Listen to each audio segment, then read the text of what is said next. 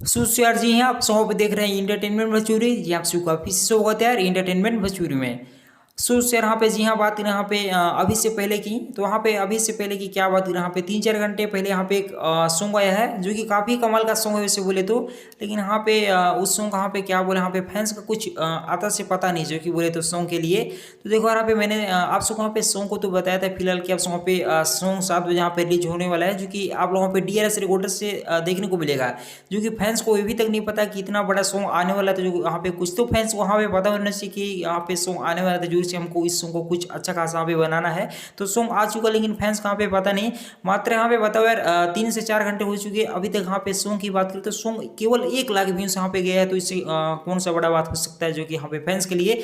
मैंने तो यहाँ पे खैर सोचा था कि आज कुछ यहाँ पे फैंस का पावर का पता चलेगा, जो कि आज सॉन्ग का पता चलेगा कि सॉन्ग क्या चीज़ होता है और हर ऐसे सॉन्ग होने चाहिए जो कि मूवी का।